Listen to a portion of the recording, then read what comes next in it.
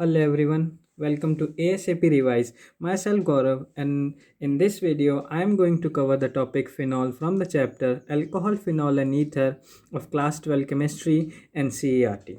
So first of all, the phenol is also known as carbolic acid. ये NCERT में लिखा रखा है, तो इसकी वजह से ये सबसे इम्पॉर्टेंट क्वेश्चन मतलब कभी कभी पूछ लेते हैं कि फिनॉल को और किस नाम से जाना जाता है। तो इसका दूसरा नाम है कार्बोलिक एसिड। तो आज की वीडियो में हम कौन कौन से टॉपिक्स पढ़ेंगे, सबसे पहले वो देख लेते हैं।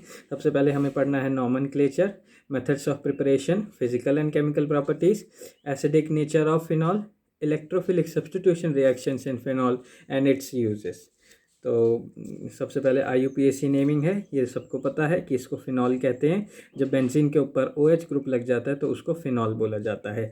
और ये सब NCERT में स्ट्रक्चर्स दे रखे हैं, तो ये इंपॉर्टेंट बन जाते हैं हमें पढ़ने के लिए कि एक बार रिवाइज करना ज़रूरी होता है इन्हें। तो यहाँ पर ऑर्थो पोजीशन पे हमारा CH3 लग रखा है, तो इसकी वजह से हम इसको बोलते हैं ऑर्थाक्रिसोल। और मतलब कि अगर IUPAC नेमिंग में देखा जाए तो इसको हम सब बोलते हैं 2-मिथाइल फिनॉल। वैसे ही यहाँ पर मेटा पोजीशन पे लगा हुआ है CH3, तो इसको हम बोलेंगे मेटाक्रेसोल। और IUPAC नेमिंग के हिसाब से हम देखेंगे तो 3-मिथाइल फिनॉल। ऐसे ही यहाँ पर पैरा पोजीशन पे लगा हुआ है तो पैराक्रिसोल और 4-मिथाइल फिनॉल। अब यहाँ पर ये इसको अगर हम IUPAC नेमिंग के हिसाब से देखें तो बेंजीन 1,2 डायोल, और यहाँ पर बेंजीन 1,3 डायोल, यहाँ पर बेंजीन 1,4 डायोल। इसको हम सब बोलेंगे कैटेकॉल, इसको हम सब बोलते हैं रिसोर्सिनॉल, और इसको बोलते हैं हाइड्रोक्विनॉन और क्विनॉल। बहुत इंपॉर्टेंट है यही सब स्ट्रक्चर, इनके बाहर से बहुत कम ही पूछा जाएगा। अगर आपको बोर्ड में आता है या फिर नीट में तो यहीं से पूछा जाएगा। और अब आ जाएंगे हम मेथड्स ऑफ प्रिपरेशन पे। ये एक चार्ट है जिसमें सारे मेथड्स ऑफ प्रिपरेशन मैंने रख रखे हैं, जो कि आपको पूरा कंसाइज और एक क्रिस्प में मिल रहे हैं। तो यहाँ पर सबसे पहला मेथड है हमारा from salicylic acid. Salicylic acid क्या होता है? सैलिसिलिक एसिड होता है कि जब OH और C डबल बॉन्ड OH, इसका ऐसा स्ट्रक्चर होता है जब हम इसका डीकार्बोक्सिलेशन करते हैं तो डीकार्बोक्सिलेशन का रिएजेंट क्या होता है? NaOH और CaO। तो हमारे को फिनॉल बन जाता है क्योंकि यहाँ से CO2 उड़ जाता है और H आके यहाँ लग जाता है क्यूमीन से। तो क्यूमीन कैसा होता है? क्यूमीन का स्ट्रक्चर होता है बेंजीन के ऊपर CH3 और प्लस में ऑक्सीजन के साथ अगर हम इसको रिएक्ट कराते हैं तो फिर ये दो बॉन्ड हो जाता है। तो इसको हम इस वाले स्ट्रक्चर को बोलते हैं हम हाइड्रोपरऑक्साइड। परऑक्साइड यहाँ पर क्यों लगा है? क्योंकि यहाँ पर ऑक्सीजन ऑक्सीजन की लिंकेज है। और फिर इसके बाद हम इसको एसिडिक मीडियम में वाटर के साथ रिएक्ट कराते हैं तो हमारा फिर से ये फिनॉल बन के तैयार हो जाता है। और यहाँ पर एक बन जाता है एसीटोन। हाँ, एसीटोन ये।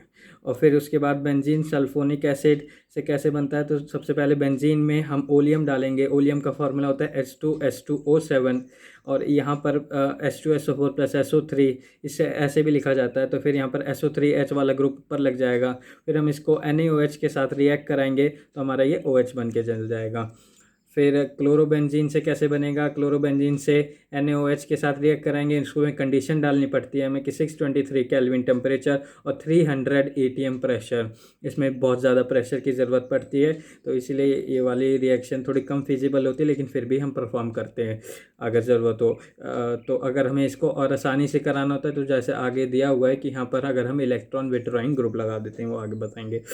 तो O-Na, और फिर यहाँ पर एसिडिक मीडियम में इसको रिएक्ट करा के हमारा फिनॉल बन के तैयार हो जाता है। डाइजोनियम सॉल्ट्स बहुत इंपॉर्टेंट रिएक्शन है, इससे हमेशा ही मतलब हर साल एक ना एक सवाल ज़रूरी आ जाता है। तो अगर एनिलीन में हम NaNO2 HCl in the ice cold condition अगर हम डालते हैं तो बेंजीन डाइजोनियम क्लोराइड बनता है, जिसको हम सब गर्म करते हैं पानी डाल के। तो फिर उसके बाद हमारा फिनॉल बन जाता है। N2 गैस लिबरेट आउट होती है और HCl गैस लिबरेट आउट होती है। अगर हम सिर्फ और सिर्फ बेंजीन से बनाना चाहें तो बेंजीन से बनाने के लिए हमें यहाँ पर V2O5 की प्रेजेंस में इससे रिएक्ट कराना पड़ता है। तो यहाँ पर ये रिएक्शन थी जिससे हमें बनता है एक ग्रिग्नार्ड रहेगी। ग्रिग्नार्ड का सबसे हमें पता है कि जैसे ही यहाँ पर MgBr वाला एल्काइल, फिर यहाँ पर R नेगेटिव बन जाएगा, फिर ऑक्सीजन के साथ हमें इसको रिएक्ट करा के और फिर पानी के साथ रिएक्शन कराएंगे तो OH आ जाएगा। सबसे इंपॉर्टेंट रिएक्शन इनमें से एक ये है और ये है। और क्यूमीन वाला NCERT में दे रखा है, तो इसकी वजह से ये भी सबसे इंपॉर्टेंट हमारी रिएक्शन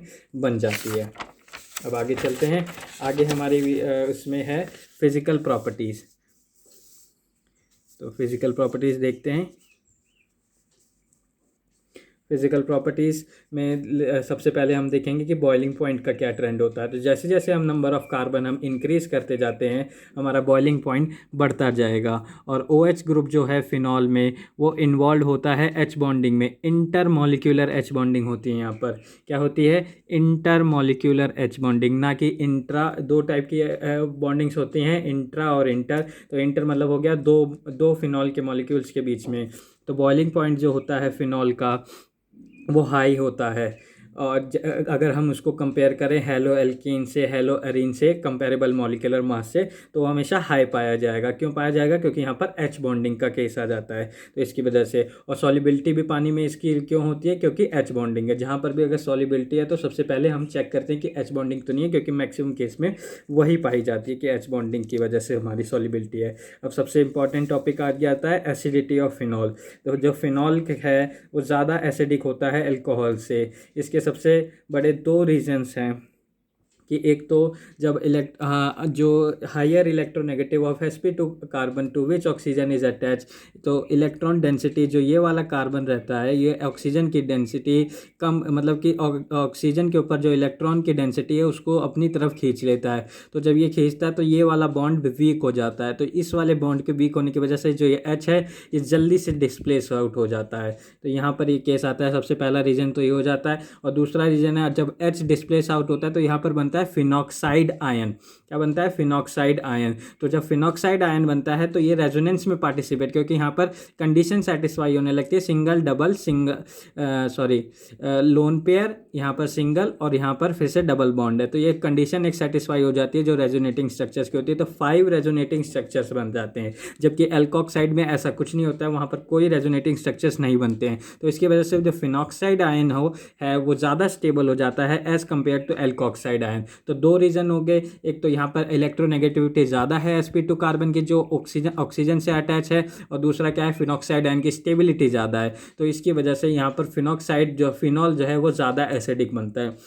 सबसे इंपॉर्टेंट क्वेश्चन यहीं से आता है कि जो एसिडिक स्ट्रेंथ का ऑर्डर पूछ लेते हैं हमेशा कि इसका ऑर्डर बताओ। तो अगर इलेक्ट्रॉन विड्रॉइंग ग्रुप लगा है और वो लगा है ऑर्थो और पैरा पोजीशन पे, तो वहाँ पर वो हमेशा उसकी एसिडिटी इंक्रीज करेगा। जितने ज़्यादा ग्रुप लगे होंगे उतना ज़्यादा, क्योंकि इलेक्ट्रॉन विड्रॉइंग ग्रुप का काम क्या होता है? वो इलेक्ट्रॉन को खींचता है। तो जब यहाँ से इलेक्ट्रॉन खींचेगा तो इसकी इलेक्ट्रॉन डेंसिटी कम होगी, तो यहाँ पर पोलैरिटी कम होगी बॉन्ड की, तो ये वाला H ज़्यादा आसानी से चला जाएगा। तो जितने ज़्यादा अगर हमारे, और ये ऑर्थो और पैरा पोजीशन से क्यों बोला मैंने? क्योंकि जब हम रेजोनेटिंग स्ट्रक्चर्स बनाते हैं तो इलेक्ट्रॉन डेंसिटी ऑक्सीजन की हमेशा ऑर्थो और पैरा पे आती है, कभी मेटा पे नहीं आती है। तो इसकी वजह से अगर हम यहाँ पर ग्रुप लगा देते हैं तो हमारा आराम से ये H+ बाहर निकल जाता है और ये एसिडिक हो जाता है। और अगर हम CH3 की अगर इलेक्ट्रॉन डोनेटिंग ग्रुप आते हैं, इलेक्ट्रॉन डोनेटिंग ग्रुप है, तो ये इलेक्ट्रॉन रिलीज कर देता है। तो रिलीज करने की वजह से ये फिनॉक्साइड आयन का फॉर्मेशन ज़्यादा फेवर नहीं करता है। तो जब ज़्यादा नहीं फेवर करेगा तो फिनॉक्साइड आयन बनेगा ही नहीं। तो जब बनेगा नहीं तो H+ आसानी से नहीं निकलेगा। तो जब रिलीजिंग ग्रुप है तो वो एसिडिटी कम करेगा, और लेकिन अगर इलेक्ट्रॉन विड्रॉइंग ग्रुप है तो वो एसिडिटी बढ़ा देगा। अब आ जाओ केमिकल रिएक्शन ऑफ फिनॉल पे। तो chemical reactions of phenol electrophilic aromatic substitution reactions यहाँ पर पाई जाती हैं। इलेक्ट्रोफिलिक सब्सटीट्यूशन ही क्यों होती है? क्योंकि यहाँ पर हमने अभी देखा कि O वाला जो ग्रुप है उसका जो इलेक्ट्रॉन वो बेंजीन की रिंग के ऊपर अपने इलेक्ट्रॉन डेंसिटी बढ़ाता रहता है। तो इलेक्ट्रोफाइल क्या होता है? इलेक्ट्रोफाइल होता है इलेक्ट्रॉन लविंग। तो वो वहाँ पर आके अटैक कर देता है जहाँ पर वो बेंजीन की पोजीशन पर लगाते हैं। तो जैसे इस वाले केस में देखते हैं, हमारा OH है, ये ऑर्थो पैरा पे पहले ही से हमारे रेजोनेंस की वजह से इलेक्ट्रॉन डेंसिटी बढ़ा रहा है। तो डाइल्यूट HNO3 डालेंगे तो NO2+ करके इलेक्ट्रोफाइल जनरेट होगा। NO2+ जो है इलेक्ट्रोफाइल वो ऑर्थो पोजीशन और पैरा पोजीशन पे लगा देगा। तो यहाँ पर 2 आइसोमर्स इसके मिल जाते हैं। पर लेकिन हम इन दोनों को अगर हमें इन दोनों को सेपरेट करना है मिक्सचर में से, तो हम इनको सेपरेट भी कर देते हैं। कैसे? स्टीम डिस्टिलेशन से। स्टीम डिस्टिलेशन में क्या होता है कि यहाँ पर ऑर्थो वाले केस में क्या होता है कि जो इसमें यहाँ पर O है और इस ये वाला जो OH है, इन दोनों इंट्रामोलिक्यूलर H बॉन्डिंग हो जाती है। क्या हो जाती है? इंट्रा बोले तो विद इन द मॉलिक्यूल। तो इसकी वजह से ये ज़्यादा वॉलेटाइल हो जाता है, मतलब वॉलेटाइल जल्दी उड़ जाता है। जब गर्म करते हैं तो ये जल्दी उड़ जाता है, और जो पैरा वाला रहता है वो नीचे बैठा रहता है। क्यों बैठा रहता है? क्योंकि वो दोनों दो मॉलिक्यूल्स के बीच में अपना बॉन्डिंग बना रहा है। पर ये लेकिन ये अपने आप में ही खुश है। तो जब ये अपने आप में ही खुश है तो ये सबसे पहले अपना ऊपर चला जाएगा। पर लेकिन यहाँ पर जब दो लोग अपने आपस में खुश हैं तो फिर ये दोनों साथ में ही जाएंगे। तो ये भारी हो गए, ये हल्का हो गया, तो इसकी वजह से ये आराम से उड़ जाता है। तो ये मोर वॉलेटाइल, तो इसलिए ये ऊपर मिल गया, ये नीचे मिल जाता है। तो इसलिए हम स्टीम डिस्टिलेशन से ये इसका आराम से निकाल देते हैं। अब यहाँ पर हमने डाइल्यूट HNO3 यूज़ किया था, लेकिन हम यहाँ पर कंसनट्रेटेड HNO3 यूज़ करेंगे। तो कंसनट्रेटेड HNO3 करके तो यहाँ पर 246 पोजीशन पे 246 ट्राई नाइट्रोफिनॉल इसको हम प्रोडक्ट को बोलते हैं। और इसका दूसरा एक कॉमन नेम है पिक्रिक एसिड। तो ये आ जाता है, मतलब इसका स्ट्रक्चर देख के सिर्फ नाम ही पूछ लेते हैं, या फिर पूछ लेते हैं कि कंसनट्रेटेड अगर डाला तो फिर क्या होगा। और हेलोजिनेशन रिएक्शंस में आ जाओ। हेलोजिनेशन रिएक्शन में सिंपल सा है, OH वाले में Br2 लगाया हमने, और CH2 और CHCl3 का हमने नॉन पोलर मीडियम रखा, 273 केल्विन टेम्परेचर रखा। तो हमारा यहाँ पर Br ऑर्थो पोजीशन पे और पैरा पोजीशन पे सब्सटीट्यूट हो जाएगा। तो मेजर प्रोडक्ट होता है ऑर्थो। लेकिन हम सब देखते हैं कि नॉर्मली जो हेलोजिनेशन अगर हम परफॉर्म करते हैं अपना किसमें, बेंजीन में, तो वहाँ पर हम जो रहता है हम लुइस एसिड देते हैं, FeCl3 FeBr3 क्यों देते हैं, या फिर AlCl3। तो क्यों देते हैं? क्योंकि यहाँ पर रीज़न लिख रखा है, तो वो पोलराइज कर देता है हेलोजन मॉलिक्यूल को। तो हेलोजन मॉलिक्यूल अपना आप से अलग अलग हो जाते हैं। तो लेकिन इस वाले केस में हमारा जो फिनॉक्साइड आयन बनता है वही अपने आप ही वही पोलराइज कर देता है। और OH ग्रुप की वजह से, highly activation effect of OH group की वजह से ये अपने आप ही पोलराइज कर देता है। तो इसकी वजह से हमें यहाँ पर लुइस एसिड की ज़रूरत नहीं पड़ती, हम इसमें नॉन पोलर मीडियम में ही हम अपना करा लेते हैं। अब आगे आ जाते हैं। आगे में अगर हम OH को ब्रोमीन वाटर के साथ रिएक्ट कराएंगे 3 मॉलिक्यूल्स के, तो वो 246 ट्राई ब्रोमोफिनॉल हो जाता है। अब आगे आओ नेम रिएक्शन, ये बहुत ही इंपॉर्टेंट, ये हर साल पूछी ही जाती हैं बस, मतलब कि ये वाले तो अब छोड़ के जा ही नहीं सकते हमेशा। सबसे पहले तो कॉलबेस और रीमन टीमन। कॉलबेस वाली जो रिएक्शन है, सबसे पहले ये समझ लो कौन सी है, इलेक्ट्रोफिलिक एरोमेटिक सब्स्टिट्यूशन। ये सब NCERT में दे रखा है, तो इसकी वजह से। तो यहाँ पर हमारा फिनॉल लिया हमने, फिनॉल में NaOH डाला, NaOH डाल के हमारा Na ये वाला ग्रुप बना, और फिर उसके बाद CO2। अब हमने NaOH यहाँ पर क्यों डाला? क्योंकि NaOH अगर हम डाल देते हैं तो फिनॉक्साइड आयन आराम से बन जाता है, क्योंकि हमारा फिनॉल है जो एसिडिक है। तो एसिडिक है तो यहाँ पर वाटर बन के निकल जाएगा और एक O- Na बन जाएगा। तो जब O- बन जाएगा तो ये आसानी से यहाँ पर CO2 एक वीक, मतलब अपना वो एसिड होते हुए भी, मतलब वीक लुइस एसिड होते हुए भी अपना दे देता है, और यहाँ पर COH लग जाता है। वीक अटैकिंग रिएजेंट की वजह से ये अपना दे देता है, और यहाँ पर 2 hydroxy benzoic acid, salicylic acid बन के तैयार हो जाता है। रीमन टीमन रिएक्शन में क्या होता है? CHCl3 in the presence of aqueous NaOH। यहाँ पर वही सेम रीजन है, NaOH क्यों डाला? क्योंकि यहाँ पर आराम से अटैक हो जाए यहाँ पर इस वाली पोजीशन पे, क्योंकि इलेक्ट्रॉन डेंसिटी बढ़ जाएगी, तो इसकी वजह से वीक रिएजेंट भी आके यहाँ पर अटैच कर जाएगा। तो CHCl2 डाला, फिर उसके बाद NaOH, फिर से एक और मॉलिक्यूल डाला तो O- Na, और फिर यहाँ पर CHO हो गया। यहाँ पर क्यों हो गया CHO? क्योंकि ये ClCl रिप्लेस हो गया, NaCl बन गया, OH लग गया, एक मॉलिक्यूल पे 2 OH आते ही CHO लग जाता है, और एसिडिक मीडियम डाल दिया तो OH। जिंक डस्ट से एक रिएक्शन देख लो, सिंपल सी बात है। और अगर फिनॉल है हमारा और उसको जिंक से रिएक्शन कराते हैं तो बेंजीन बन जाएगा, ZNO प्रोडक्ट आ जाएगा। सिर्फ यहाँ पर ये याद रखो कि ZNO बनता है तो अपने आप ही समझ आ जाएगा कि यहाँ पर बेंजीन बनेगा। ऑक्सीडेशन से यहाँ पर Na2Cr2O7 in the presence of H2SO4, तो यहाँ पर बनेगा benzoquinone. In the presence of air phenol is slowly oxidise to dark coloured mixture containing quinone. ये NCERT में दे रखा था, तो इसलिए मैंने लिख दिया कि ये पूछ सकते हैं, मतलब अगर 1 नंबर या 2 नंबर में उनको पूछना चाहिए, लेकिन अभी तो MCQ है तो उसमें भी आ सकता है। तो यहाँ पर एक और इम्पॉर्टेंट रिएक्शन बच गई हमारी, फ्रीडल क्राफ्ट रिएक्शन।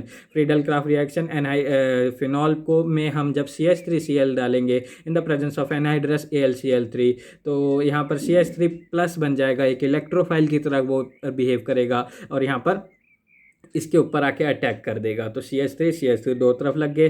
और यहाँ पर अगर हम एल्काइल एसाइलेशन की बात करें तो यहाँ पर एसाइल ग्रुप CH3CO प्लस बनेगा और ऑर्थो और पैरा पोजीशन पे आके लग जाएगा। पैरा हमेशा मेजर प्रोडक्ट बनता है। बस ये आपका हो गया फिनॉल ख़त्म। Thank you very much for watching, and if you like the video please do like, share and subscribe to my channel. Thank you very much.